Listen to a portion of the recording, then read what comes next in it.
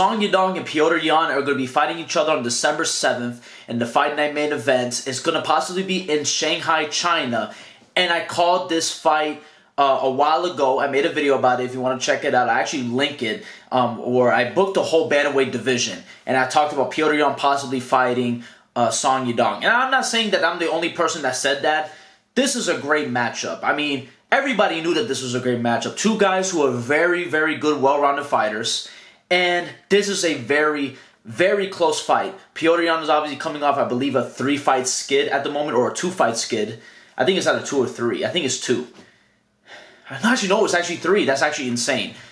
And obviously, Song Yadong is coming off a victory. I believe he won his last fight in very dominant fashion. He had a great performance. I forgot who he fought, but he had a really good performance. This is a fantastic fight on paper. This could potentially be a fight of the year contender, and we're going to be talking about this fight for quite a while. I really do believe that, because these guys are really evenly matched in my honest opinion. Petr obviously has a lot left to prove. I do believe that he will win this fight. I'm going to say right off the gate, I mean, I'm going to name the title Petr winning a very narrow decision against Song Yadong. I wouldn't be surprised if Song Yadong can get the victory, but this fight is fantastic. I just can't wait for this, and it's going to be happening on December 7th. I mean, we're going to have to wait a little bit from there, but it's okay. I mean, we can wait. Hopefully nothing bad happens. There's no pullouts or anything like that, especially if it's going to be in Shanghai, China, and let's say, for example, Song Yadong pulls out. I mean, what is going to be the main event? Like, I have no idea, but hopefully by then, both guys are going to be ready. They're going to be healthy. And this is hopefully the return fight for Petr to get back into the win column, because he's had some pretty bad luck. Let's just be honest. A decision that could have possibly went his way did not go his way against Sean O'Malley. And then you see what happened with Sean O'Malley. Sean O'Malley does go on and be the champion.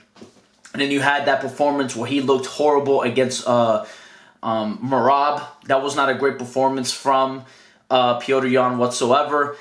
It's just been really rough, and obviously you could have definitely made the case for him beating Aljamain Sterling in the rematch. But, listen, here or there, it is what it is. Petr is on a 3-fight skid. I really do believe that he's going to make that comeback fight. I think they're going to go back and forth with each round. I really do believe that it's going to really be in the hands of the decision. I don't think nobody's going to get a finish here. I think both of these guys are really, really durable. I think these guys are really, I mean, this is, like I said, a super evenly matched fight. But I got Petr just based off his experience, his championship experience. I'm not saying that Song Yadong can't win this fight, because Song Yadong definitely has the potential to win this fight. But I'm going to take the experience of him being a champion in the UFC, in the bantamweight division. I'm going to edge it out to Petr. I think he's going to do enough. Here is my biggest issue, where I'm not super confident in this pick. Petr is a pretty slow starter, and I think Song Yadong is going to take advantage of that. Song Yadong might have, there might be a point in this fight where Song Yadong takes the first 2 rounds, and Petr is going to have to play catch-up. And that is the biggest issue with Petr, is that sometimes he kind of gives rounds away in a sort of sense, you know what I mean? Where he picks his shots a little bit too much, where I feel like if he just doesn't throw enough, he's going to lose these rounds against Song Yadong, and it's going to be a tough time for Petr, and maybe he might lose a decision victory, or he might lose in a decision against Song Yadong. I really hope that we see a new and improved Petr, coming from 3 fights losing to winning this fight. I really hope. I mean, I like both guys. Both guys, if either guy wins, I'm pretty happy, because both guys are very entertaining. They're great fighters. But, man, it will just suck to see Petr lose another fight, man. It will suck. It will really suck. But I really do believe that he has, a different mindset going into this fight. I really do believe so. He's one of the most well-rounded fighters in all of the bantamweight division still. He's still one of the top, probably a top 5 bantamweight today still. I still do believe that. It's just he has to show it, especially going into, in a way, enemy territory if they're going to Shanghai. Obviously people will be rooting for Song Yadong. It's going to be a very, very tough fight for Petr, because, I mean, he's going into a place where he probably, everybody's going to be rooting against him. You know what I mean?